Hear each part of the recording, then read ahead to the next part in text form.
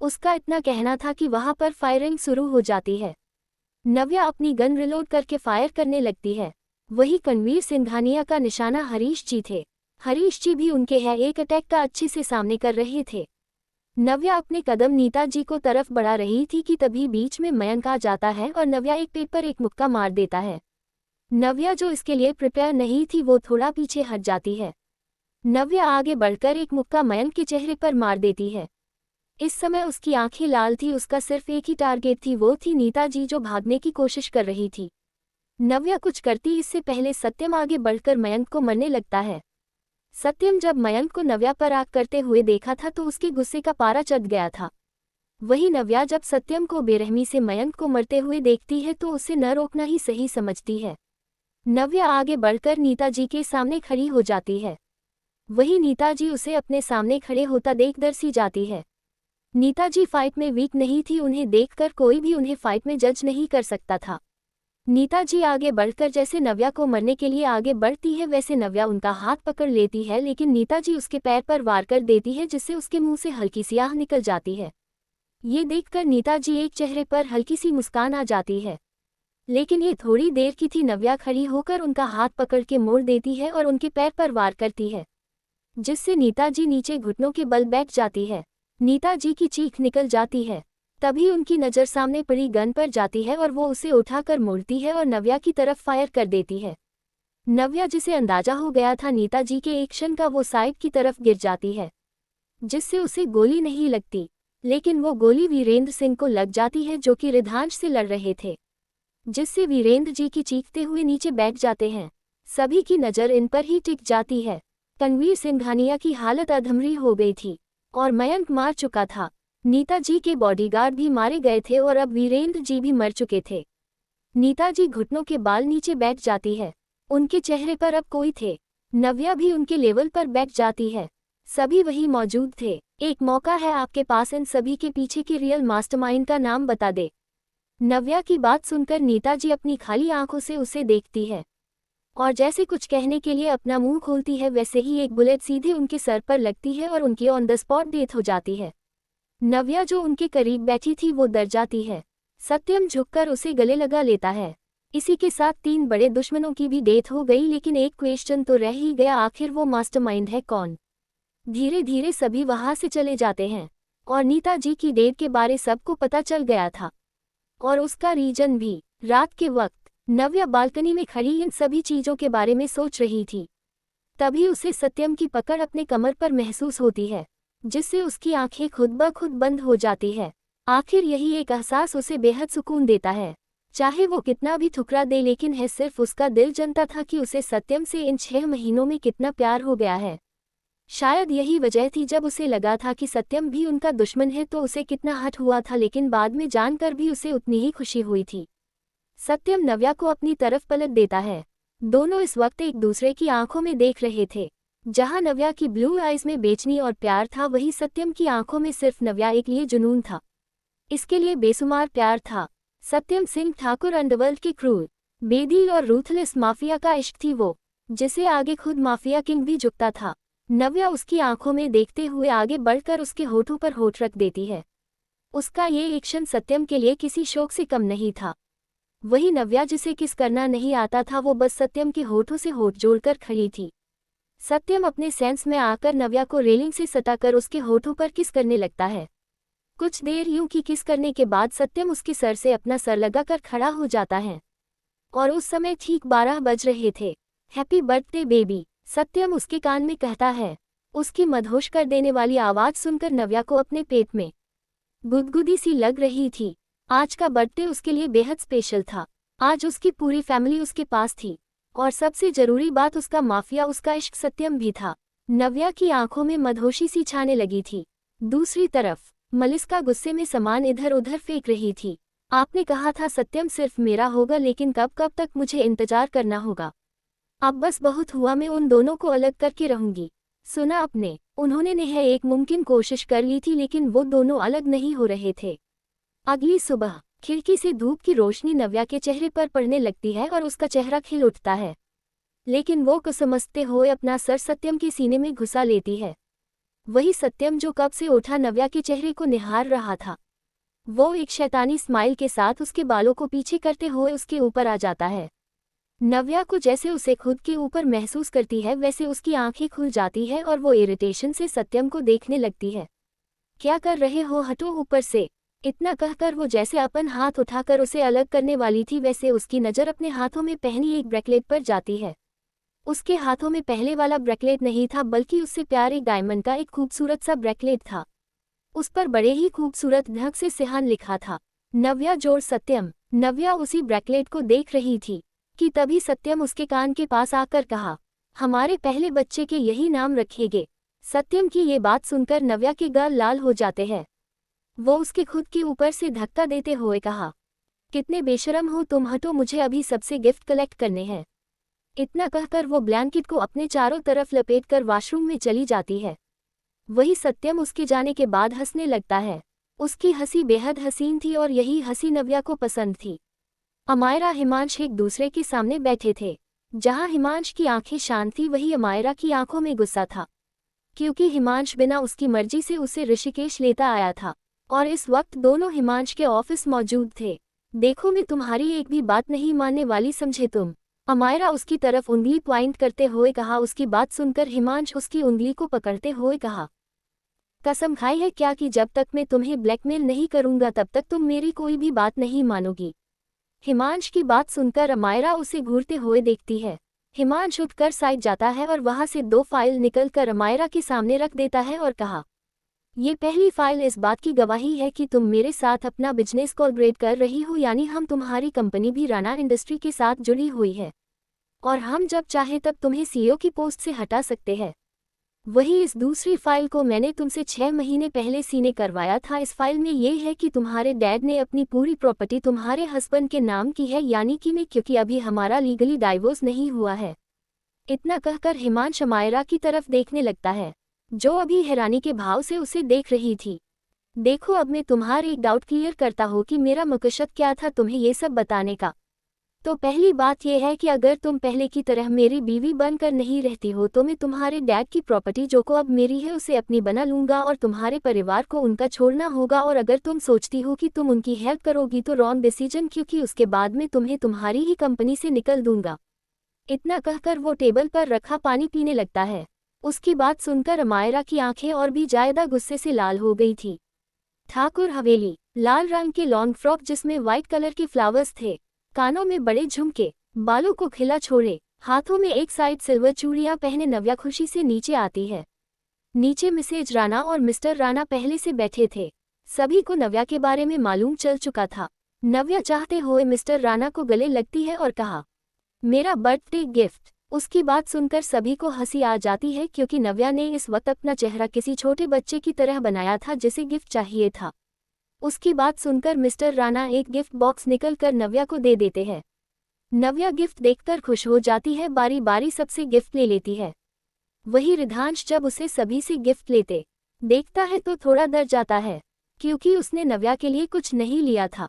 वो जैसे मोड़कर वापस जाने वाला होता है कि तभी नव्या उसे देखते हुए चिल्लाते हुए कहा, भाई मेरा गिफ्ट। उसकी आवाज़ सुनकर रिधांश अपनी आंखें कसकर बंद कर देता है और जब खोलता है तो सामने रिया, अर्नव और सुरभि अपने हाथ में गिफ्ट लेकर एक स्माइल के साथ उसे देख रहे थे। सबने कुछ न कुछ दिया है। आखिर कैसे कैसे मैं गिफ्ट लेना भूल गया।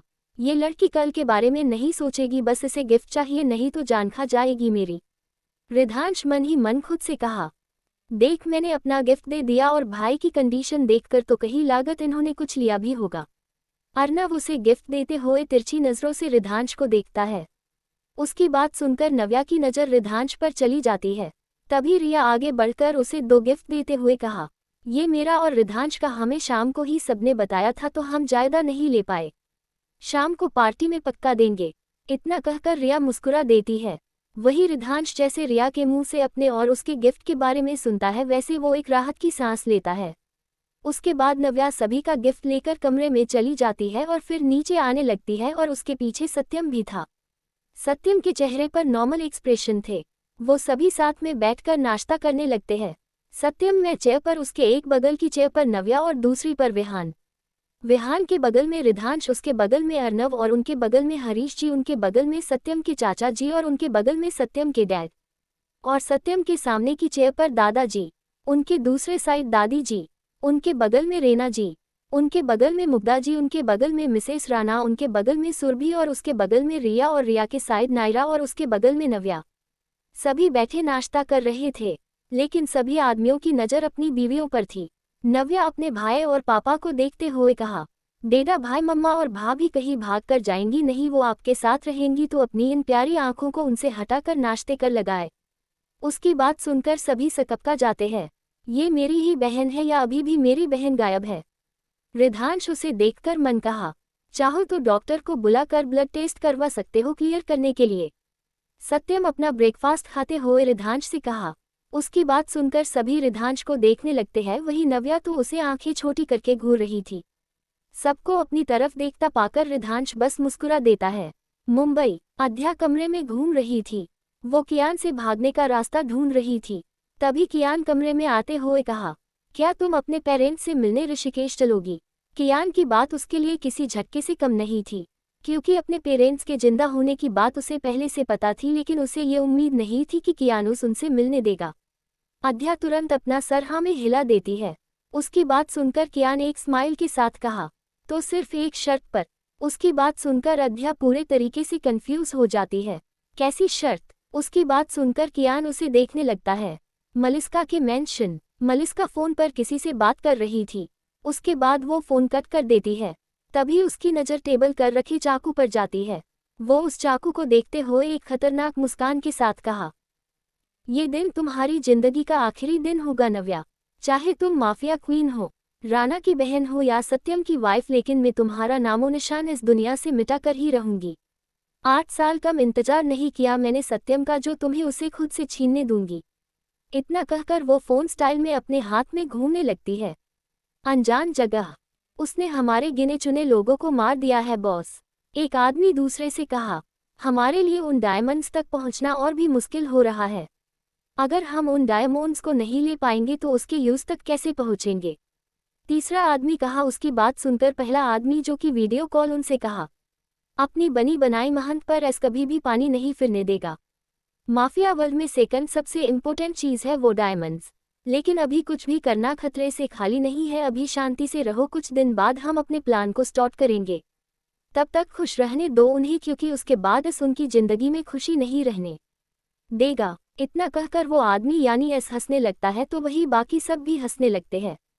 लेकिन एक आदमी था जिसे उसके प्लान से थोड़ी दिक्कत थी, लेकिन वो चुप था, क्योंकि एस को कुछ भी बोलना अपनी जान से हाथ धोने वाली बात थी।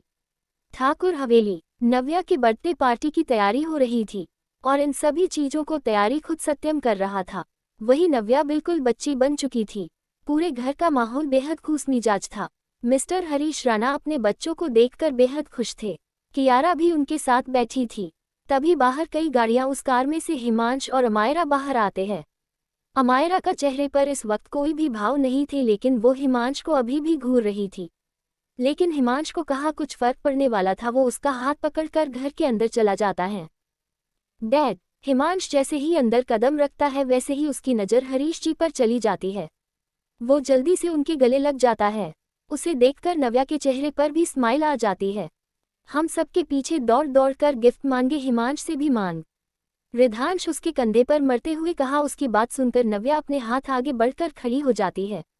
हिमांश उसे देखकर मुस्कुरा देता है और अपने पॉकेट से एक गिफ्ट निकलकर उसे दे देता है। नव्या उस गिफ्ट को लेकर एक साइड चली जाती है। उसका भी अलग है, 21 या 22 की होगी, लेकिन हरकत 3-4 साल के बच्चे की है। अर्नव रिधांश के कंधे पर सर रखते हुए कहा, चुप रह, कहीं डैड ने सुना कि तू उनकी क्वीन के बारे में ऐसा बोल रहा है तो सिर्फ लेक्चर सुनने को मिलेगा। हिमांश उसके सर पर मारते हुए कहा। अमायरा खड़ी होकर सब कुछ शांति से देख रही थी। उसकी आंखें इस वक्त खाली थी। हरीश जी अमायरा को अच्छे से जानते थे और उसके हिमांश के रिश्ते के बारे में भी। हिमांश अमायरा का हाथ पकड़कर कमरे की तरफ बढ़ जाता है। अमायरा कमरे में आने के बाद अपना हाथ उसे खींच लेता है और उन्हें रब करने लगती है। उसने एक नज़र भी हिमांश को देखा नहीं था। वही हिमांश उसके दोनों हाथों को पकड़कर अपनी तरफ खींचता है।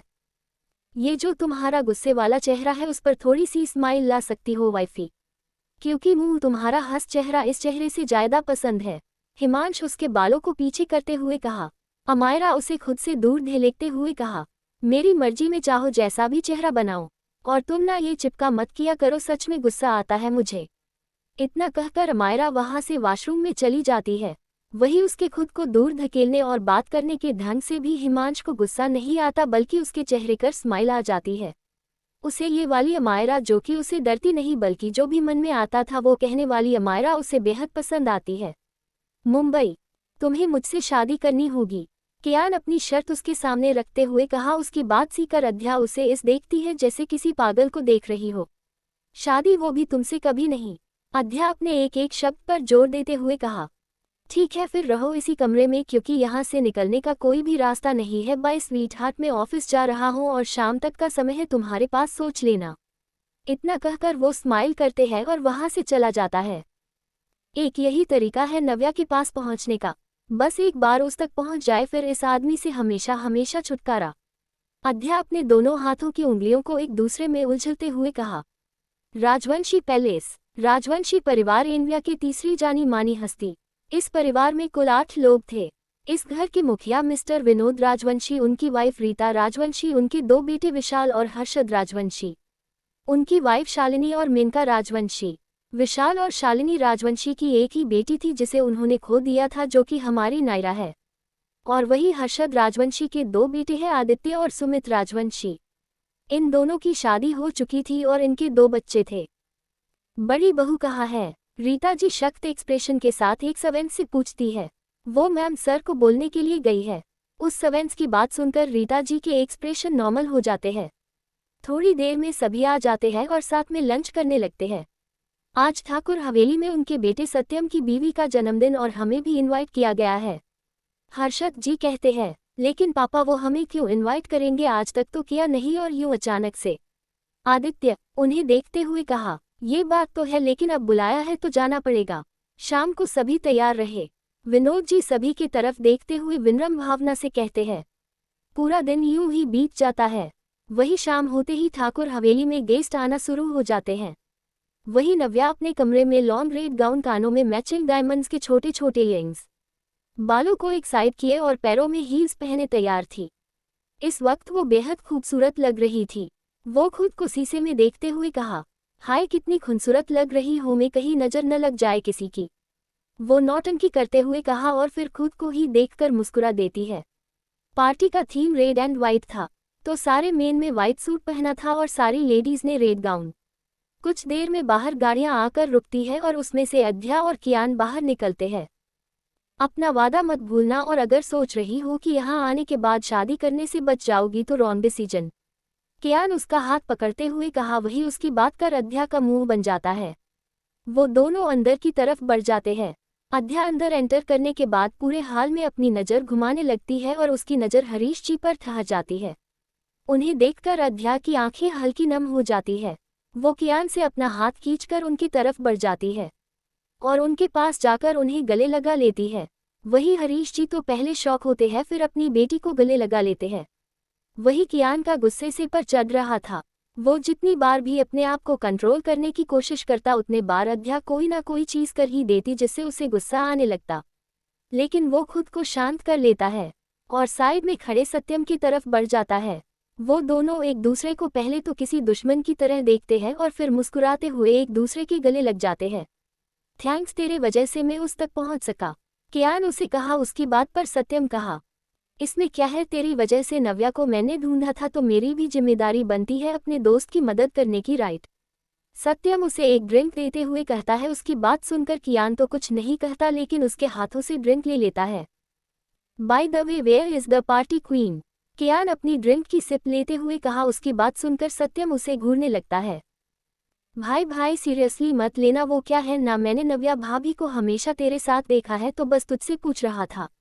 और वैसे भी जो डेयरिंग उसने दिखाई है न, इसके चलते हर वक्त उसकी जान को खतरा है। कियान सत्यम की गुस्से से भरी आंखों को देखते हुए कहा, वो नव्या सत्यम सिंह ठाकुर है, उसे कुछ होगा नहीं, और अगर होता है तो उससे पहले सत्यम सिंह ठाकुर उस वजह को खत्म कर देगा। और उस पर ध्यान देने से अच्छा है अध्या पर दे, कोई भी उसे जनता नहीं है, इसलिए सभी लड़कों की नज़र उसी पर है। सत्यम उसे अध्या की तरफ पॉइंट करता है और फिर कुछ लड़कों पर हो आंखों में लस्ट लिए अध्या को ही देख रहे थे। ये देखकर कियान की गुस्से से आंखें लाल हो जाती है। वो अपनी ड्रिंक टेबल पर पटकते हुए अध्या की तरफ बढ़ जाता है। वही सत्यम हल्के से हंसकर नव्या के पास जाने के लिए वहां से बढ़ जाता है। कियान अध्या के पास आकर उसे उसकी कमर से पकड़ लेता है और उन सभी लड़कों को एक गुस्से से देखने लगता है। पागल वागल हो क्या, कितना जोर से पकड़ के रखा है, चोदो मुझे। अध्या उसकी पकड़ को ढीली करने की कोशिश करते हुए कहा, लेकिन कियान तो कियान था, वो अध्या पर अपनी पकड़ ढीली नहीं करता बल्कि उस पर और मजबूत कर देता है और उसे लेकर वहां से चला जाता है। वही नव्या जैसे सीढ़ियों के पास आती है तो उसे खुद के पीछे किसी की प्रेजेंस महसूस होती है। ये महसूस होते ही वो जैसे पीछे मुड़ने वाली होती है कि तभी कोई उसे पीछे से धक्का दे देता है। नव्या नीचे गिरती है, उससे पहले समर जी उसे संभाल लेते हैं। आराम से बेटा, समर जी की आवाज में चिंता साफ झलक रही थी। नव्या एक हाथ से पहले और दूसरे हाथ से उनका हाथ पकड़कर खड़ी होती है और पीछे मुड़कर देखने लगती है। पीछे कोई भी नहीं था। ये देखकर नव्या को थोड़ी हैरानी होने लगती है। तभी समर जी जो उसे पीछे देखते हुए पाते हैं वो उसके कंधे पर हाथ रखते हुए पूछते हैं, क्या हुआ बेटा, क्या देख रही हो? और आराम से चलो, अगर मैं नहीं होता तो नीचे गिर जाती। समर जी अपनी बात कहकर परेशानी से नव्या को देखने लगते हैं। वही नव्या उनकी बात सुनकर हल्के से मुस्कुरा देती है। सत्यम जोक नव्या के पास ही आ रहा था। जब वो अपने पापा को उसके पास खड़ा हुआ पाता है तो तेज कदमों से उनकी तरफ बढ़ जाता है। क्या हुआ? सत्यम समर जी के हाथों से नव्या का हाथ अपने हाथों में लेते हुए उनसे पूछता है। कुछ नहीं, वो बस ड्रेस में उलझकर गिरने वाली थी, इससे पहले पापा आ गए। नव्या सत्यम को उसके पीछे किसी की प्रिंसिपल करने वाली बात को छुपाकर बहाना बनाते हुए कहती है। उसकी बात सुनकर सत्यम अपनी आंखें छोटी करके उसे देखता है। उसे उसकी किसी भी बात पर विश्वास नहीं हो रहा था, लेकिन फिर भी उसकी बात पर बस सर हिला देता है क्योंकि वह समर जी के सामने कुछ भी कहना नहीं चाहता था। वह तीनों वहां से पार्टी हॉल के साइड आ जाते हैं। नव्या और सत्यम को हाथों में हाथ डाले खड़े देखकर मलिष्का जो कि थोड़ी दूर खड़ी थी वह गुस्से से आग बबूला हो जाती है, लेकिन फिर एक एविल स्माइल के साथ नव्या को ऊपर से नीचे तक देखती है और फिर खुद के मन में कहती है, जितना मेरे सत्यम से चिपकना है चिपक लो, क्या पता उसके बाद मौका न मिले।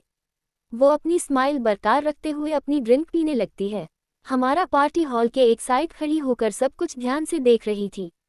उसके चेहरे पर इरिटेशन के साफ साफ भाव झलक रहे थे और यह सब कुछ हिमांश की वजह से था जिसने सुबह से उसका दिमाग खराब कर दिया था। उससे छुपकर हमारा एक साइड खड़ी थी।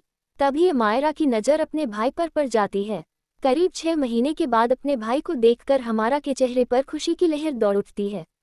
वह जल्दी से अपने भाई अथर्व के पास जाकर उसके सीने से लग जाती है। वही कियारा और अध्या जो कि साथ में खड़ी होकर मलिष्का के चेहरे पर आते हुए भावों को देख रही थी। जब उन्हें मलिष्का के चेहरे पर एक इविल स्माइल नजर आती है तो कियारा आध्या को अपनी कोहनी मारते हुए कहती है, ये चुड़ैल इतना खुश क्यों हो रही है जैसे आज सत्यम जीजू इससे शादी करने की न्यूज बोलने वाले हैं। कियारा की बात सुनकर अध्या हंसते हुए कहती है, शादी का तो पता नहीं लेकिन इसकी डेट जरूर निकल देंगे अगर इसने नव्या की पार्टी में कुछ भी उल्टा सीधा किया तो। अध्या की बात सुनकर दोनों हंस पड़ती हैं। वही अथर्व जो कि कियारा को देख रहा था, जब उसे फील होता है कि किसी ने उसे गले लगाया है तो वो झट से अपना सर नीच करके उस शख्स को देखने लगता है। अमायरा को अपने पास देखकर अथर्व के चेहरे पर एक चमक आ जाती है और वह अपनी बहन को कसकर गले लगा लेता है। I missed you so much भाई, अमायरा सिसकते हुए कहती है। उसकी आवाज़ सुनकर अथर्व की भी पलकें गीली हो जाती है। वही हिमांश जिसे अथर्व का चेहरा नहीं दिख रहा था, जब वो अमायरा को किसी की गली लगे हुए देखता है तो गुस्से से उनकी तरफ बढ़ जाता है। वह उनकी तरफ कदम बढ़ाकर अमायरा को अपनी तरफ खींच लेता है और गुस्से में अथर्व को घूमने लगता है। लेकिन जैसे ही उसकी नज़र उसके चेहरे पर जाती है वैसे उसका सारा गुस्सा खत्म हो जाता है और वह शांत होने लगता है और अपनी पकड़ अमायरा पर हल्की छोड़ देता है। उसकी पकड़ हल्की होते ही अमायरा जिसे अपना हाथ उसके हाथ से खींच लेती है। वही अथर्व की नज़र जैसे ही हिमांश पर पड़ती है वैसे उसकी आंखें जो अभी तक शांति व गुस्से से लाल हो जाती है। दूर से ही कियारा की नज़र जैसे ही उन तीनों पर पड़ती है तो अपना सर पीट लेती है और अध्या को वहां छोड़कर उनकी तरह बढ़ जाती है। वही नव्या पूरे हॉल को देखकर थोड़ी देर पहले हुए इंस्टीट्यूट के बारे में भूल जाती है और उसका चेहरा खुशी से चमक उठता है। वही सत्यम उसे खुश होता देख बस हल्के से मुस्कुरा देता है। रिया एक साइड खड़े होकर आइसक्रीम खा रही थी। आइसक्रीम खाते हुए वह चारों तरफ रिधांश को ढूंढ रही थी। रिया, जिसे डॉक्टर ने कुछ टाइम के लिए हेल्थी चीजों को खाने के लिए कहा था और ठंडी चीजों से दूर रहने के लिए कहा था, वो रिधांश से छुपकर आइसक्रीम खा रही थी। उसे डर था जैसे रिधांश उससे 3 बार आइसक्रीम छीन चुका है, वो इस बार भी ये न करे। सबसे पहले कोई भी ठंडी चीज पार्टी में नहीं होने वाली थी, लेकिन आइसक्रीम न सिर्फ रिया की बल्कि नव्या की भी फेवरेट थी, इसलिए सबने उसे कैंसिल नहीं किया। रिया ने अभी अपनी आइसक्रीम की 3rd बाइट ही ली थी कि तभी उसकी नज़र सामने से आते हुए रिधांश में पड़ जाती है, जो उसे ही घूर रहा था। उसे अपनी तरफ आता हुआ पाकर रिया जल्दी से वहां से जाने लगती है, लेकिन रिधांश उससे तेज था। वह तेज कदमों से उसके पास आकर उसके हाथों से आइसक्रीम छीन लेता है। उसके इतना करते ही रिया का रोने जैसा मुंह बन जाता है और वह रिधांश को देखने लगती है। कितनी बार बोलो, तुमसे डॉक्टर ने माना किया है, अब किया ना तो रिया तुम्हें मैं यहाँ से ले जाकर मेंशन में हमेशा के लिए बंद कर दूंगा। रिधांश उसकी तरफ उंगली पॉइंट करते हुए कहता है। उसकी बात सुनकर रिया किसी छोटे बच्चों की तरह अपनी एक उंगली उसकी तरफ पॉइंट करते हुए कहती है, प्लीज बस इट्टू सा यार, प्लीज ना। डॉक्टर तो बहुत कुछ कहते हैं, सब थोड़ी मानते हुए चलेंगे, और सब मानना ही है तो उन्होंने कहा है सिर दर्द न हो तो उससे जुड़ी हर चीज से दूर हो, लेकिन मैंने तुम्हें दूर किया। रिया की बात सुनकर रिधांश की आंखें छोटी हो जाती है। तुम्हारा मानना है कि मैं सर दर्द हो? उसकी बात सुनकर रिया जो जाती है और कहती है, हाँ आप सर दर्द ही है। सच कहे आपसे अच्छे विक्रम जी थे, वो हमें एक बार के कहने पर ही कुछ भी दे देते थे। रिया को पता नहीं था कि फ्लो में वह क्या बोले जा रही थी, लेकिन जब उसे एहसास होता है तो वह अपने मुंह पर हाथ रख लेती है और आंखें बड़ी करते हुए अपना सरना में हिलाते हुए रिधांश को देखने लगती है। वही रिधांश की आंखें गुस्से से और छोटी हो गई थी। वह आइसक्रीम का एक बाइट उठाकर रिया के चेहरे से उसका हाथ हटाता है और उसके मुंह के अंदर डालते हुए कहता है, सिर्फ ये इतना ही, और हाँ आइंदा से इस विक्रम की बात की ना मेरे सामने, तो मुझसे बुरा कोई नहीं होगा। उसकी बात सुनकर रिया बस अपना सर हम हिला देती है और रिधांश उसे आइसक्रीम खिलाने लगता है। विहान और नायरा एक साइड खड़े थे। नायरा नव्या के पास जाना चाहती थी, लेकिन विहान उसका हाथ पकड़कर उसे अपने पास लेकर के खड़ा था। नायरा चिढ़ते हुए उससे कहती है, विहान मुझे नव्या के पास जाना है, हाथ छोड़ो ना। नायरा की बात सुनकर विहान उसे देखता है और फिर कहता है, तुम्हें तुम्हारे पेरेंट्स मिला था ना, तो कुछ दिन इंतजार कर लो और फिर उनसे मिलकर नव्या के पास चली जाना।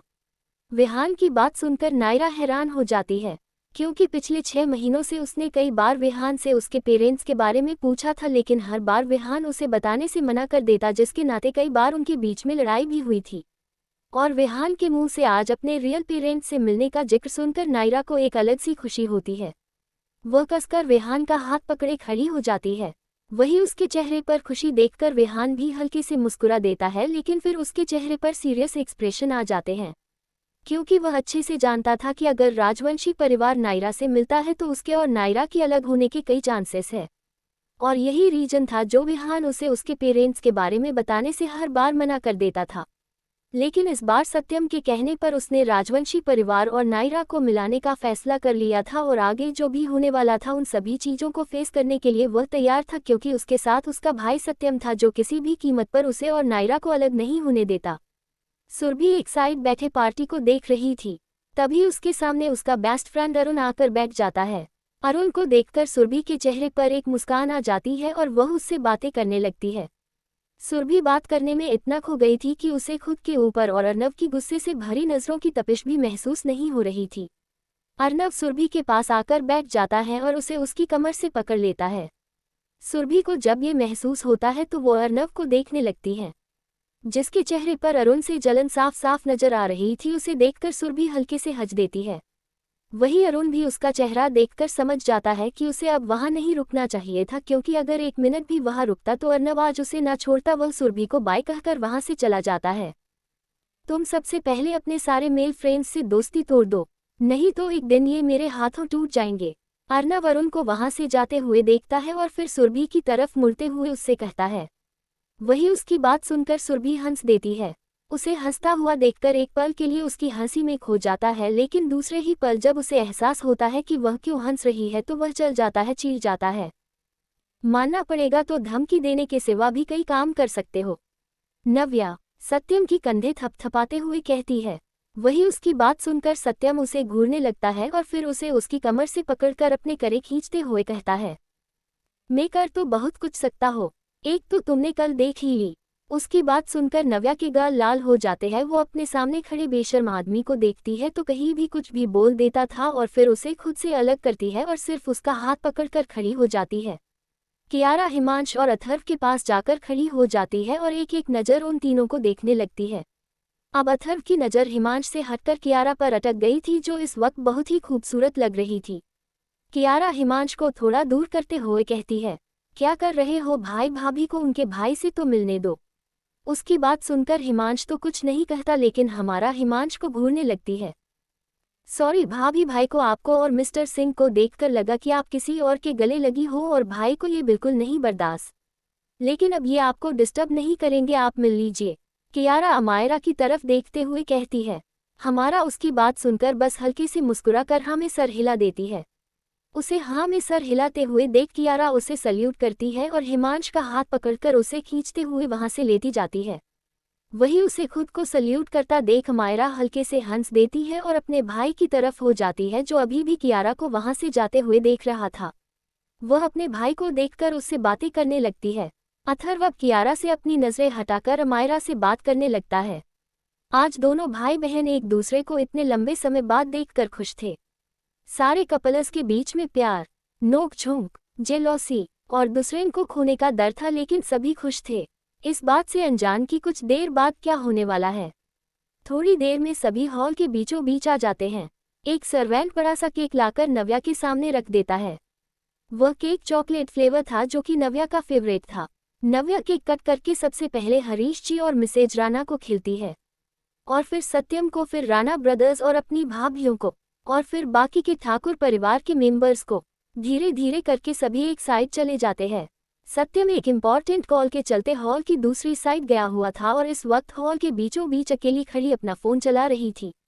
मलिष्का की नज़र जैसे ही उस पर पड़ती है, वैसे वह उसे देखकर एक इविल स्माइल अपने होठों पर लाकर उसके ऊपर मौजूद झूमर को देखने लगती है।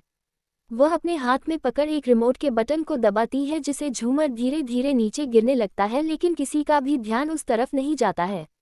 लेकिन तभी अध्या की नज़र उस पर पड़ जाती है। वो जैसे नव्या को बचाने के लिए आगे बढ़ती है, वैसे झूमर की नीचे आने की स्पीड और तेज हो जाती है। इससे पहले कि झूमर नव्या पर गिरता, उससे पहले अध्या नव्या को लेकर दूसरी साइड खींच लेती है। लेकिन झूमर के कुछ कांच नव्या और आध्या के हाथों पर आकर लग जाते हैं, जैसे उनकी चीख निकल जाती है और वो दोनों बेहोश हो जाती है।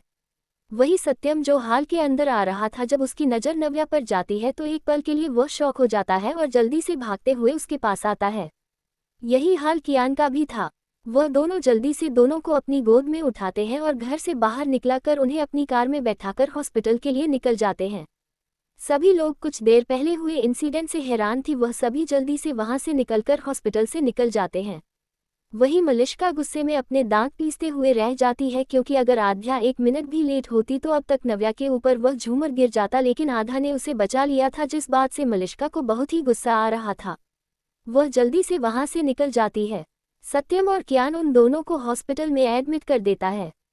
डॉक्टर्स उनके हाथों से कांच निकालकर उनकी पट्टी कर देता है और दर्द का एक इंजेक्शन दे देते हैं।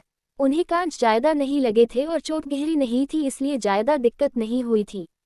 डॉक्टर के जाने के बाद सभी एक ही करके अंदर चले जाते हैं। सत्यम नव्या के पास आकर उसके उस हाथ को ध्यान से देखने लगता है जिसमें चोट लगी थी। भले नव्या को जो चोट लगी थी वह उसके लिए थोड़ी थी, लेकिन सत्यम के लिए बहुत थी। उसकी आंखें धीरे धीरे गुस्से से लाल होने लगती है। वो नव्या के पास आकर उसके सर पर हाथ फेरने लगता है।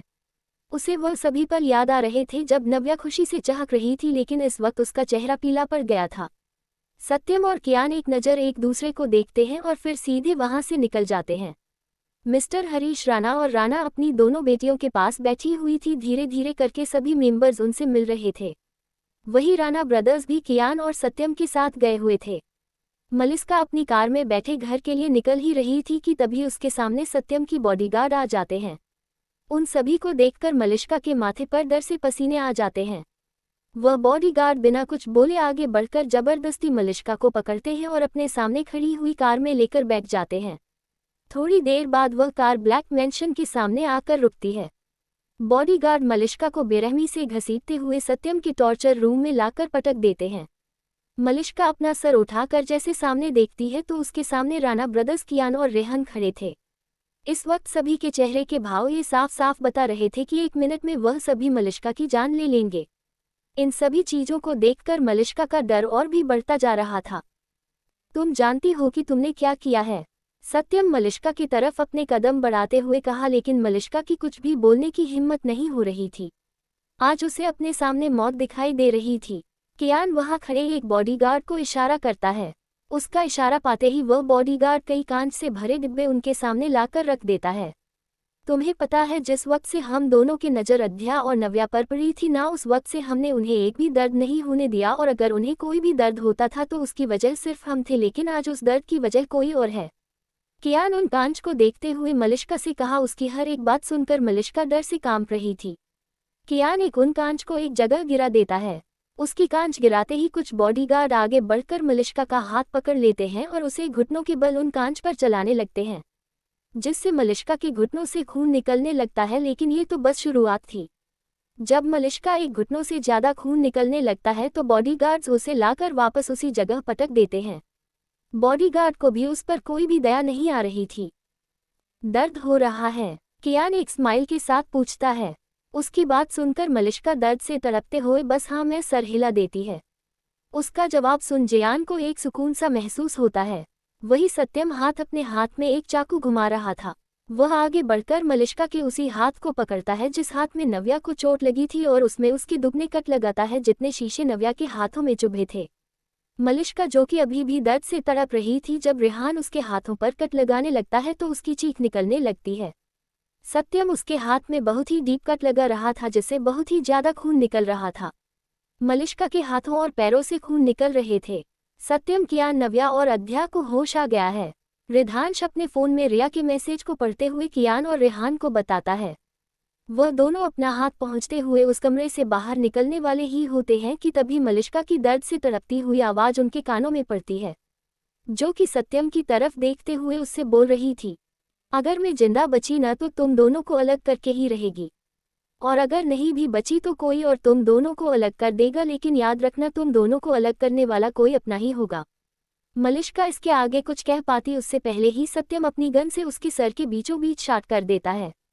कोई भी मुझे और मेरी नव्या को अलग नहीं कर सकता, और जो भी करेगा उसका भी यही हाल होगा जो तुम्हारा है या उससे बदतर। इतना कहकर सत्यम वहां से हॉस्पिटल की निकल जाता है। राणा ब्रदर्स एक नज़र मलिष्का की डेड बॉडी को देखते हैं और बॉडीगार्ड को उसकी बॉडी जंगल में फेंकने का कहकर वह भी हॉस्पिटल के लिए निकल जाते हैं। वही हॉस्पिटल में नव्या और आध्या सभी से बातें कर रही थी। डॉक्टर के दर्द के इंजेक्शन देने के कारण उन्हें ज्यादा दर्द नहीं हो रहा था। कियान और सत्यम अंदर आकर सीधा उन्हें गले लगा लेते हैं। ये देखकर बाकी फैमिली मेंबर्स मुस्कुराते हुए उस कमरे से बाहर जाना ही सही समझते हैं और उस कमरे से निकल जाते हैं। वही नव्या सत्यम को वापस गले लगा लेती है, लेकिन आध्या अभी भी शॉक में थी। जब वो शॉक से बाहर आती है तो कियान को खुद से दूर करने लगती है। कियान ये देखकर बस उसे घूरता है और उसके पास ही बैठ जाता है। अगर आप दोनों का हो गया ही तो बता दे, आपके सिवा हम भी यही मौजूद है। आध्या सत्यम और नव्या को गले लगे हुए देखकर उन दोनों से कहा सुनकर नव्या सत्यम से अलग होकर उसे देखने लगती है, तो वही सत्यम उसे घूरते हुए कहा, यहाँ पर और भी कमरे हैं, चाहो तो वहां जा सकती हो। सत्यम की बात सुनकर आध्या मुस्कुराते हुए कहा, नहीं, हम तो यही रहेंगे, जो मजा आपके रोमांस में दरार डालने का है वो कही और कहा। इतना कहकर आध्या अपने दांत दिखा देती है। उसकी बात सुनकर नव्या हंसने लगती है और सत्यम उसे छोड़कर कियान को घूरने लगता है, तो कियान आगे बढ़कर उनकी और अपने बीच में एक पर्दे का पार्टीशन लगा देता है। ये देखकर रेहान के चेहरे पर मुस्कुराहट आ जाती है, तो वही आध्या गुस्से में उसे घूरने लगती है, लेकिन उसके घूरने से उसे कोई भी फर्क नहीं पड़ रहा था। एक अनजान जगह एस वीडियो कॉलिंग के जरिए अपने सारे मेंबर से बात कर रहा था। वह उन सभी की तरफ देखते हुए कहा, हमारा अब एक ही मकसद होगा, सत्यम और नव्या को अलग करना। उसके लिए आयुषी को इंडिया बुला लो, क्योंकि उसके सिवा ये काम कोई भी नहीं कर सकता। और फिर थोड़ा रुक कर कहा, याद रहे, उन्हें अलग करना ही हमारा मकसद नहीं है, बल्कि उनके अलग होने के बाद उन डायमंड्स को अपना बनाना और नव्या को मारना ही हमारा मेन मकसद है, जो कि हमें उन दोनों के अलग होने के बाद पूरा करना होगा। इतना कहकर वह कॉल कट कर देता है। उसके कॉल कट करने के बाद बाकी मेंबर एक दूसरे का चेहरा देखते हुए कहना शुरू करते हैं, इन्होंने जो भी कहा है वह इतना आसान नहीं होगा, क्योंकि अभी थोड़ी देर पहले ही उस लड़की जिसने उन दोनों को अलग करने की कोशिश की थी, उसकी डेड बॉडी के बारे में पता चला है। और मुझे नहीं लगता कि आयुषी उन दोनों को अलग कर पाएगी। पहले आदमी की बात सुनकर दूसरा आदमी अपना सिर हिलाते हुए कहा, सही कह रहे हो, लेकिन हमारे पास उसे यहाँ बुलाने के अलावा कोई भी ऑप्शन नहीं है, क्योंकि अगर हम ऐसा नहीं करते हैं तो वह आदमी हमारी जान ले लेगा। उसकी बात पर सभी अपनी सहमति जताते हैं और एक एक करके उस कमरे से बाहर निकल जाते हैं। आयुषी एक वेल ट्रेन्ड वेपन थी जो कि एस अपने दुश्मनों के लिए यूज करता था। आयुषी उसका वो वेपन थी जो आज तक कभी भी किसी के सामने हारी नहीं थी, और यही कारण था कि एस सबसे ज्यादा मुश्किल के केस में उसी का यूज किया करता था। अब ये देखना था कि क्या आयुषी सत्यम और नव्या को अलग कर पाती है। Hospital room. सत्यम अपने हाथों से नव्या को सूप पिला रहा था। वही नव्या का सारा ध्यान अपने फोन में था। तभी उस कमरे का दरवाजा एकाएक खुलता है और सबकी नज़र उस तरफ चली जाती है जहां पर एक 24 साल का लड़का खड़ा था। उसके हाथों में रेड रोजेस का एक गुलदस्ता था। नव्या की नज़र जैसे ही उस लड़की को पर पड़ती है तो उसका चेहरा खिल उठता है। वही वह लड़का उसके पास आकर उसे गले लगा लेता है। ये लड़का नव्या के स्कूल टाइम का दोस्त अर्जुन था। वही सत्यम जैसे ही नव्या और अर्जुन को गले लगे हुए देखता है तो गुस्से से आग बबूला हो जाता है और खड़े होकर टेबल पर सूप पटकते हुए उन दोनों को अलग कर देता है।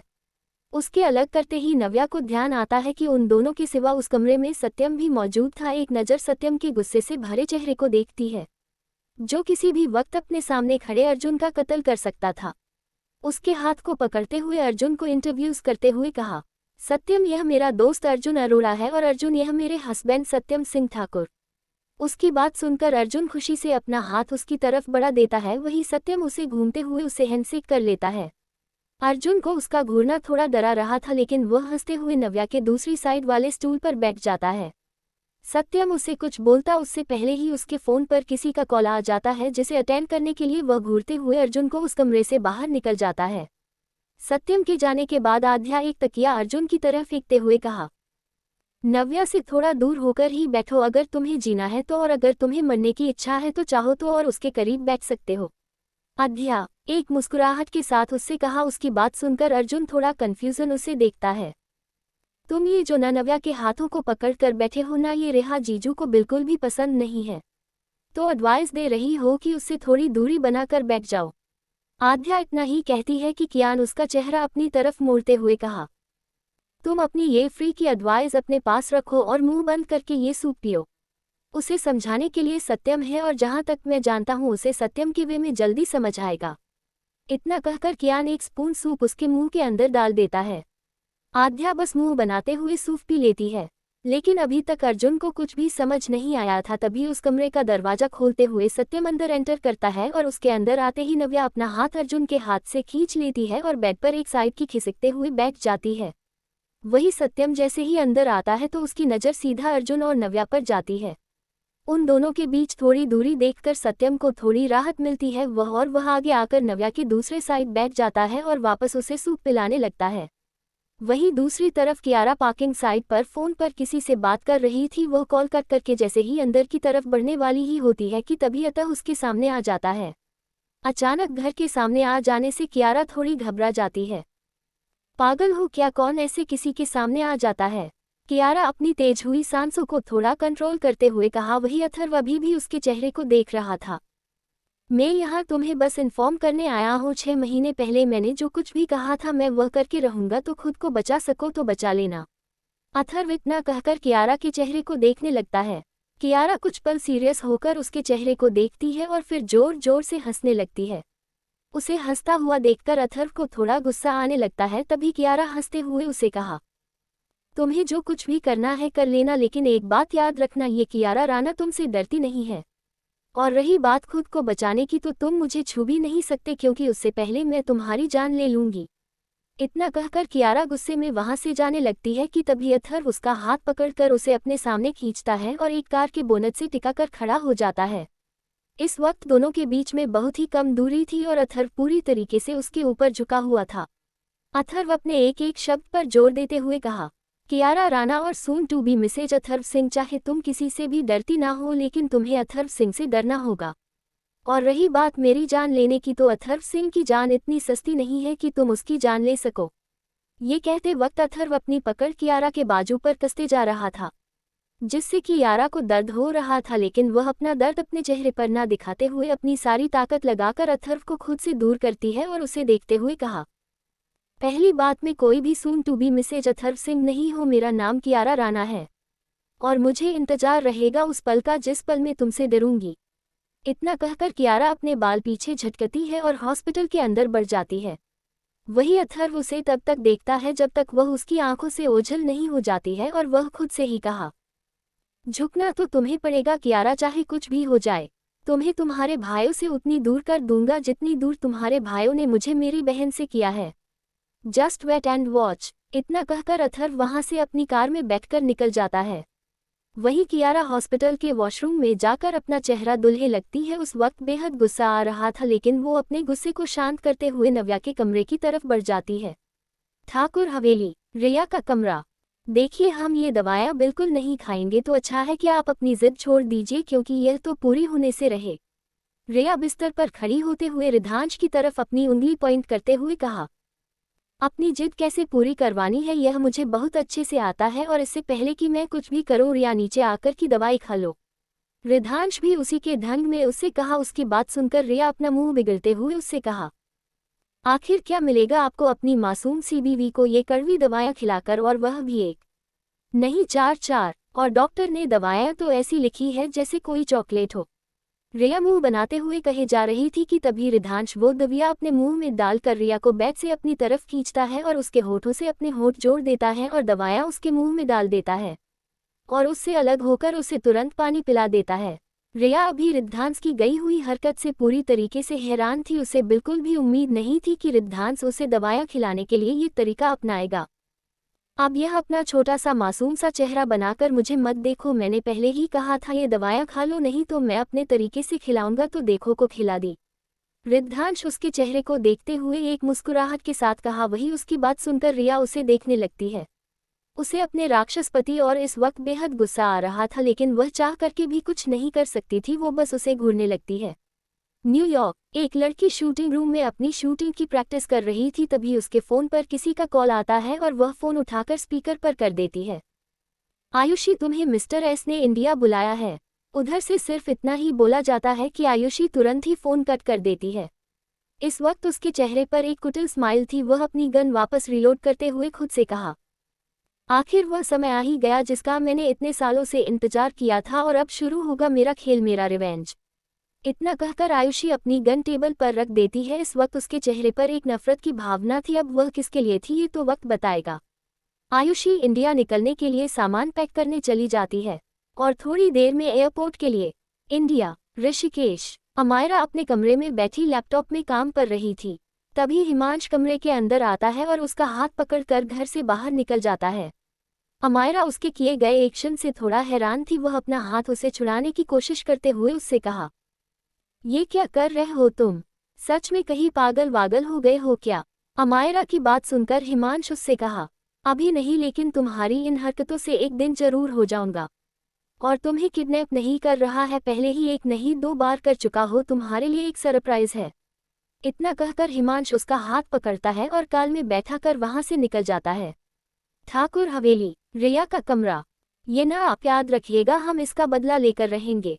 रिया गुस्से में रिद्धांश की तरफ अपनी उंगली पॉइंट करते हुए कहा। उसकी बात सुनकर और उसकी क्यूट एक्सप्रेशन देखकर रिद्धांश को उसके ऊपर हंसी आ रही थी, लेकिन वह अपनी हंसी कंट्रोल करते हुए उसे अपनी तरफ खींचता है और कहा, तो ठीक है, मैंने 1 किस की, तुम 2 किस करके अपना बदला पूरा कर लो। इतना कहकर वह उसके होठों के करीब आ जाता है। वही उसकी हरकत से रिया की आंखें थोड़ी बड़ी हो जाती है और वह उसे खुद से दूर करते हुए कहा, आप कितने बेशर्म हो गए हैं, भांग वान तो नहीं खाए हैं ना? रिया की बात सुनकर रिद्धांश कहा, भांग खाने की जरूरत ही क्या है, तुम्हारी आंखें किसी नशे से कम है। रिद्धांश की बात सुनकर रिया का पूरा चेहरा लाल हो जाता है और वह रिद्धांश से नजरें चुराते हुए कहा, तो एक काम कीजिए, आप इसी नशे में धुत होकर यही बैठिए, हम जा रहे हैं। इतना कहकर अपनी पूरी ताकत लगाकर उसे धक्का देती है और कमरे में से बाहर भाग जाती है। वही उसके धक्का देने से रिद्धांश उससे सिर्फ 2 कदम की दूरी पर गया था और उसे ऐसे भागता हुआ देखकर वह जोर जोर से हंस देता है। हाय मेरी cute innocent wife, I really really love you Riya, Riddhansh Rana. इतना कहकर वह थोड़ी देर पहले हुए इंसिडेंट के बारे में सोचकर फिर से हंस देता है। सुरभि और अर्नव के कमरे में। सुरभि ड्रेसिंग टेबल के सामने खड़ी होकर अपने बाल सुलझा रही थी कि तभी अर्नव का बस सोफे पर बैठे उसे देख रहा था। वह उसके पास आकर उसे अपनी तरफ खींचता है। तुम क्या ये अपने बाल बना रही हो? तुम्हें दिखाई नहीं देता तुम्हारा एकलौता पति तुमसे नाराज है? अर्नव चिढ़ते हुए उससे कहा। उसकी बात सुनकर सुरभि को हंसी आ जाती है, लेकिन वह अपनी हंसी कंट्रोल करते हुए सीरियस होकर अर्नव से कहा, जहां तक मैं जानती हूँ सभी के एक ही पति होते हैं, तो इसमें इकलौते होने की कोई बात नहीं है। तो सभी की तरह मेरा भी एक ही पति है और वह आप है। ये लाइन वो थोड़े उदास होने की एक्टिंग करते हुए कहा। और रही बात आपको मनाने की, तो हमने बहुत कोशिश की लेकिन आप मान ही नहीं रहे। बच्चों की तरह एक ही जिद पकड़ कर बैठे हैं कि आपको हमारी एक भी बात नहीं सुनी तो बैठे, हमारे पास और भी काम है, छोड़िए हमें। इतना कहकर वह अर्नव से अलग होने की कोशिश करने लगती है। वही अर्नव उसकी बात सुनकर उसे देखने लगता है। मतलब मुझे मनाने से ज्यादा तुम्हारे लिए तुम्हारे काम जरूरी है। अर्नव अविश्वास से अपनी वाइफ सुरभि को देखते हुए कहा। उसे विश्वास नहीं हो रहा था कि एक जगह उसकी रिया भाभी थी जिसे उसके भाई के गुस्सा या नाराज होने से बहुत फर्क पड़ता था, और एक उसी की वाइफ और उसकी भाभी की बहन सुरभि थी जिसे उसके नाराज होने से कोई भी फर्क नहीं पड़ता था, बल्कि उसके पास उससे भी ज्यादा जरूरी काम थे जिन्हें वह उसे मनाने से भी ज्यादा जरूरी समझती थी। मैंने भी इसी भाषा में कहा, तुम्हें समझ नहीं आता तो मैं दोबारा कह सकती हूँ। सुरभि उसे वापस घूरते हुए कहती है और उससे अलग होकर कमरे से बाहर जाने लगती है। वह बाहर जाते हुए काउंटिंग कर रही थी। 3, 2, 1। सुरभि जैसे ही एक कहती है वैसे और उसके सामने आ जाता है। तुम मुझे बिना मनाए इस कमरे से बाहर नहीं जा सकती, अर्नव किसी बच्चे की तरह उससे कहता है। इस समय अगर कोई भी उसे देख लेता तो शौक के मारे बेहोश हो जाता। द ग्रेट माफिया अर्नव अपनी बीवी के सामने किसी बच्चों की तरह बिहेव कर रहा था। हमने कहा ना, हम नहीं मनाएंगे, 1 हफ्ते से मना रहे हैं आपको, और एक आप है जो गुस्से में मुंह फुलाए बैठे हैं। सुरभि उसे दरवाजे के सामने से हटाते हुए कहा। उसकी बात सुनकर अर्नव उसे अपने सामने लाते हुए कहा, एक बार कोशिश कर लो, पक्का इस बार मान जाऊंगा, लेकिन प्लीज एक बार। अर्नव उसे देखते हुए कहता है। उसकी बात सुनकर सुरभि कुछ सोचते हुए अपना सर हाँ में हिला देती है और प्यार से उससे कहती है, my dear husband, I am sorry, आगे से मैं ऐसी कोई भी हरकत नहीं करूंगी। ये सब कहते हैं वक्त सुरभि मुंह बना रही थी। वही उसकी बात सुनकर एक मुस्कुराहट के साथ अर्नव उससे कहा, ओके माफ किया तुम्हें, आखिर हो तो तुम मेरी बीवी ना। अर्नव की बात सुनकर सुरभि उसे देखने लगती है और उसकी नौटंकी देखकर अपना सर हिला देती है और उसे दरवाजे के पास से हटाते हुए कमरे से बाहर निकल जाती है। इस वक्त सुरभि के चेहरे पर एक प्यारी सी मुस्कान थी। 1 हफ्ते बाद उसने और नाक से खुलकर बात की थी, नहीं तो उन दोनों के बीच में सिर्फ एक शांति रहती थी जिससे सुरभि को बेहद तकलीफ होती थी। वही अर्नव अब बेहद खुश रख रहा था। वह वॉशरूम में फ्रेश होने के लिए चला जाता है क्योंकि अभी उसे अपनी बहन को देखने के लिए हॉस्पिटल भी जाना था। सुरभि अपनी सोच में गुम आगे बढ़ी रही थी कि तभी वह सामने से आती हुई रिया से टकरा जाती है। दोनों टक्कर की वजह से अपना अपना सर पकड़ लेते हैं। क्या हुआ दीदी, थोड़ा आराम से चलो, सुरभि अपना सर चलाते हुए उसे कहा। सॉरी यार, वह हमारा ध्यान नहीं था, रिया भी अपना सर चलाते हुए उससे माफी मांगते हुए कहा। फिर दोनों बहनें एक दूसरे को देखकर हंस देती है और साथ में नीचे जाने के लिए बस जाती है। हॉस्पिटल में सत्यम नव्या के पास ही बैठा हुआ था। इस वक्त नव्या गहरी नींद में सो रही थी। वही सत्यम अर्जुन को घूर रहा था जो नव्या की दूसरी साइड बैठे अपना फोन चला रहा था। जब अर्जुन को वापस अपने ऊपर किसी की नजरों की तपिश महसूस होती है तो वह अपनी नजरें धीरे से उठाकर सामने बैठे सत्यम को देखता है। वही सत्यम जब उसे खुद को देखता हुआ पाता है तो उसे बाहर आने का इशारा करके खुद बाहर की तरफ बढ़ जाता है। सत्यम इस वक्त थोड़े गुस्से में लग रहा था। वही उसे बाहर जाता हुआ देख आध्या अर्जुन को देखकर हंसने लगती है। तुम क्या ये दांत दिखाकर हंस रही हो, अर्जुन चिढ़ते हुए कहता है। किताबी कियान उसे घूरते हुए थोड़ी डेंजरस वे में कहा। वो हंसे या कुछ भी करे, इसमें तुम्हारा क्या जा रहा है, तुम चुपचाप से कमरे के बाहर सत्यम के पास जाओ, नहीं तो उससे पहले मैं तुम्हारी खातिरदारी कर दूंगा। कियान की बात सुनकर अर्जुन थोड़ा डर जाता है तो वही आध्या उसे देखकर जोर जोर से हंसने लगती है। अर्जुन उन दोनों को घूरते हुए अपने मन में कहा, भगवान जाने में कहाँ फंस गया हूँ, क्या जरूरत थी इस पागल से मिलने यहाँ आने की, फोन पर भी तो बातें कर सकता था, लेकिन नहीं, मुझे तो सरप्राइज देना था। अब चलो देखता हूँ कि इसका पति मुझे क्या सरप्राइज देगा। इतना कहकर वह लाचारी से अपना सर हिला देता है और एक नजर गहरी नींद में सोती हुई नव्या को देखकर कमरे से बाहर निकल जाता है। तुम ये दूसरों के मैटर में टांग बढ़ाने का काम थोड़ा कम किया करो, नहीं तो किसी और से पहले मैं तुम्हारी टांग तोड़ दूंगा। कियान उसके कंधे पर हल्के से मारते हुए कहा। आह पागल हो क्या, थोड़ा देखकर मारो, उसी हाथ पर चोट लगी है। आध्या दर्द से अपना हाथ खींचते हुए कहा। उसकी बात सुनकर कियान भी थोड़ा डर जाता है। सॉरी सॉरी, मैंने ध्यान नहीं दिया। कियान की बात सुनकर आध्या अपनी आंखें छोटी करके उसे घूरने लगती है। वही कियान की नज़र बस उसके जख्मों पर थी। वह उसके जख्मों को देखकर तसल्ली कर रहा था कि उसके जख्मों से खून तो नहीं निकल रहा। अर्जुन बाहर आता है तो उसे सामने खड़ा सत्यम दिखाई देता है, जो अभी भी उसे ही घूर रहा था। अगर इस दुनिया में रहना चाहते हो तो उससे थोड़ा दूर रहो, और नहीं तो तुम्हारी यह विश पूरी करने के लिए मैं तैयार हूँ, सत्यम एक कोल्ड वॉइस में कहा। उसकी बात सुनकर अर्जुन बस डरते हुए अपना सर हाँ में हिला देता है। उसके बाद सत्यम उड़ते हुए वार्ड के अंदर चला जाता है। वही अर्जुन उसे जाते हुए देख रहा था, तभी उसके फ़ोन पर उसके फ्रेंड का मैसेज आता है, जो कि एयरपोर्ट पर उसका इंतजार कर रहा था। अर्जुन जल्दी से हॉस्पिटल से बाहर निकल जाता है। वह इस बारे में भूल गया था कि उसे अपने दोस्त को एयरपोर्ट से पिक भी करना है। वही सत्यम जैसे ही वार्ड के अंदर पहुंचता है तो वह पता है कि नव्या अपनी आंखें मलते हुए बेड पर बैठने की कोशिश कर रही थी। सत्यम आगे बढ़कर नव्या को बैठने में मदद करता है। नव्या अपनी नज़र चारों तरफ घूमाते हुए सत्यम से पूछती है, यह अर्जुन कहाँ गया? नव्या की बात सुनकर आध्या कहा, जीजू से पूछो, वह उसे बाहर लेकर गए थे। इतना कहकर एक स्माइल के साथ वह सत्यम को देखती है और वापस कियान का फ़ोन उससे छीनकर चलाने लगती है। वही कियान, जो कि अपने फ़ोन में कुछ इंपॉर्टेंट ईमेल चेक कर रहा था, अचानक से आया कि उसके हाथों से फ़ोन छीनते ही उसे बहुत तेज गुस्सा आता है, लेकिन वह खुद को कंट्रोल कर सत्यम को देखने लगता है। जो कि उसे ही देख रहा था वह लाचारी से अपना सर हिला देता है, क्योंकि वह चाह करके भी कुछ कर नहीं सकता था। वह जितना ही आध्या को शांत रहने के लिए कहता, आध्या उतना ही ज़्यादा बोलती थी, जिसे थक हार कर वह सबको इग्नोर करना ही सही समझता है और अपना सर अपने हाथों में रखकर आंखें बंद कर लेता है।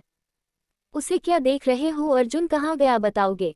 नव्या सत्यम की शार्ट खींचते हुए उससे कहा। उसका सवाल सुनकर सत्यम उसे घूरते हुए कहा, तुम्हें कुछ ज्यादा ही फिक्र नहीं हो रही उस आदमी की, और वैसे भी वह जिंदा है, अभी मरा नहीं है। यह मैं भी जानती हूँ, क्योंकि अगर वह जिंदा नहीं होता तो मेरे बगल में बैठी यह बंदरिया चपा चपा ना कर रही होती तुम्हारे सामने।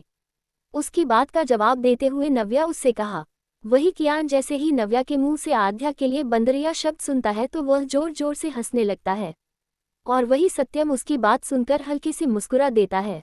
आध्या उसकी बात सुनकर उसे घूरने लगती है और फिर कियान को घूरते हुए कहा, अपनी यह बत्तीसी चमकाना बंद करोगे? उसकी बात सुनकर कियान ना में सिर हिलाते हुए वापस हंसने लगता है। उसको हंसता हुआ देखकर आध्या कुछ और हो रही थी और वह अपने पीछे रखा एक पिलो उठाकर उसके चेहरे पर दे मारती है, लेकिन कियान उस पिलो को अपने हाथों में पकड़ लेता है और वापस हंसने लगता है।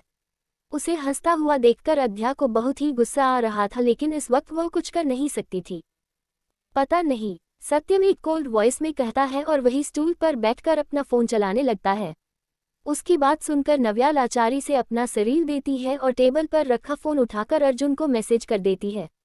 मैसेज करने के तुरंत बाद ही अर्जुन का रिप्लाई आ जाता है कि वह एयरपोर्ट पर अपने दोस्त को पिकअप करने गया है। उसका मैसेज पढ़कर नव्या एक राहत की सांस लेती है और अपना फ़ोन चलाने लगती है। थोड़ी देर में डॉक्टर से आते हैं और नव्या और आध्या को चेक करते हैं और फिर उस कमरे से बाहर निकल जाते हैं। वही सत्यम और कियान डॉक्टर से उनकी कंडीशन के बारे में डिस्कस करने चले जाते हैं। थोड़ी देर बाद वह सभी डॉक्टर से डिस्कस कर लेते हैं और नव्या आध्या को डिस्चार्ज करवा देते हैं। वह दोनों जैसे ही कमरे में आते हैं तो वहां पर अर्नव अपनी दोनों बहनों के पास बैठा उन दोनों से बातें कर रहा था। सत्यम उसे देखकर पूरी तरह से इग्नोर कर देता है और नव्या के पास जाकर उसे गोद में उठा लेता है और हॉस्पिटल के बाहर निकल जाता है। यही सेम चीज़ कियान भी करता है। अर्नव उन दोनों को घूर घूर कर देखने लगता है और वह भी वहां से निकलकर घर की तरफ चला जाता है। कुछ समय के सफ़र के बाद वह चारों घर पहुंच जाते हैं। सत्यम और कियान उन दोनों को गोद में उठाते उससे पहले ही आध्या और नव्या कार में से निकलकर घर के अंदर की तरफ बढ़ जाती। ये देखकर दोनों ही जोर से कार का दरवाजा बंद करते हैं, जिससे कार के अंदर बैठे ड्राइवर भी थोड़ा डर जाते हैं। वही अंदर आकर नव्या और आध्या सभी के पास हॉल में बैठ जाती है। सभी उनके आते ही उनका हालचाल पूछने लगते हैं। कुछ देर उन सभी से बातें करने के बाद वह दोनों अपने अपने कमरे की तरफ बढ़ जाती है। नव्या कमरे में आने के बाद निढाल सी बिस्तर पर गिर जाती है और आंखें बंद करके वैसे ही लेटी रहती है। सत्यम जब अंदर आता है तो उसे देखकर कहा, ये कैसे लेटी हो तुम? उसकी बात सुनकर नव्या आलस से एक आंख खोलते हुए उसे देखती है और फिर बंद करके सोने लगती है। सत्यम उसके पास आकर उसे सही से बिस्तर पर लेटा देता है और ब्लैंकेट उड़ाकर वॉशरूम में चला जाता है। वही नव्या ब्लैंकेट को टाइटली पकड़कर सो जाती है। दूसरी तरफ हिमांशु अमायरा को कार से निकालता है और आगे की तरफ बढ़ जाता है। वही अमायरा बेहद शांत होकर सब कुछ देख रही थी। थोड़ी देर में वह दोनों एक खूबसूरत सी जगह के पास आकर रुकते हैं। अमायरा की नज़र जैसे ही सामने की तरफ पड़ती है तो कुछ पल के लिए वह हैरान हो जाती है। सामने एक बड़े से बोर्ड पर रेड कलर से आई लव यू अमायरा लिखा हुआ था और नीचे जमीन पर कई सारी मोमबत्तियां और गुलाब की पंखुड़ियां बिछी हुई थी। उन सभी की एक साइड एक छोटी सी झील थी जो किसी को भी अपनी तरफ अट्रैक्ट कर सकती थी। वहां का दृश्य देखकर एक पल के लिए तो अमायरा उसमें खो जाती है, लेकिन जैसे ही उन सभी चीजों के पीछे का मतलब उसे समझ आता है तो वह सवालिया नजरों से हिमांश को देखने लगती है। ये सब कुछ जो भी तुम देख रही हो, ये सब कुछ मैंने तुम्हारे लिए प्रिपेयर किया है। जब से तुम्हें खोया था उस समय से पता चला था कि तुम मेरी लाइफ में कितनी जरूरी हो। उस समय मुझे पता चला था कि I am in love with you, लेकिन फिर कभी ऐसा महसूस नहीं हुआ था कि तुम मुझे वापस मिलोगी। लेकिन जब तुम्हें वापस देखा तो मेरी वह उम्मीद जाग उठी और आज मैं तुम्हें अपने दिल की बात बता रहा हूँ। तो क्या तुम मेरे साथ अपनी लाइफ बिताना चाहोगी? हिमांश अमायरा को अपने दिल की बात बताते हुए कहा। कुछ पल अमायरा उसकी आंखों में देखती है और फिर जोर जोर से हंसने लगती है। उसके हंसने से हिमांश पर कोई भी फर्क नहीं पड़ रहा था, क्योंकि वह जानता था इन सभी चीज़ों के बाद उसका क्या रिएक्शन होने वाला था। सॉरी, हाँ सॉरी, वह क्या है ना, मुझे ये सभी चीज़ें बहुत ही फनी लग रही है और मुझसे अपनी हंसी रोक नहीं गई, इसलिए मैं हर चीज़ का बुरा मत मानना। अमायरा अपना पेट पकड़कर अपनी हंसी को रोकते हुए उससे कहा। वही हिमांश की बातें बेहद शालीनता से सुन रहा था। अच्छा, तुमने कहा कि तुम मुझसे प्यार करते हो और एक पल के लिए चलो मैं तुम्हारे साथ अपनी जिंदगी की नई शुरुआत करने के बारे में सोच भी लेती हो, तो क्या आप बता सकते हैं कि आपने हमारे साथ जो भी 6 महीने पहले किया था वो हम कैसे भूले? इतना कहकर उसकी आंखें नम हो जाती है, लेकिन वो खुद को कंट्रोल करते हुए आगे कहा।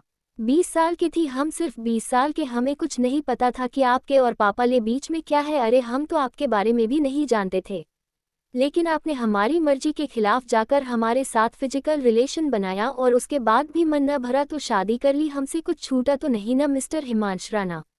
अमायरा एक व्यंग मुस्कान के साथ उससे पूछती, लेकिन इस वक्त भी हिमांश शांत था। आखिर अमायरा जो भी कह रही थी सच ही तो था, उसमें उसकी कोई गलती नहीं थी। जो भी किया था वो उसके डैड ने किया था कि उसने। चलिए, इन सभी चीज़ों के पीछे ये कारण था कि मेरे डैड ने भी आपकी बुआ के साथ यही किया था, लेकिन कभी सोचा आपने कि जो आपने किया उससे आप दोनों के बीच में क्या फ़र्क रह गया? 6 महीने के बाद आप फिर से मिले, लेकिन आपने फिर वही किया जो 6 महीने पहले किया था, ज़बरदस्ती। लेकिन सच कहे, हमें आपसे कभी प्यार नहीं होगा और हम कभी भी आपके साथ एक नई जिंदगी की शुरुआत नहीं कर पाएंगे। इतना कहकर अमायरा अपनी आंखों में आंसू लिए वहां से जाने लगती है।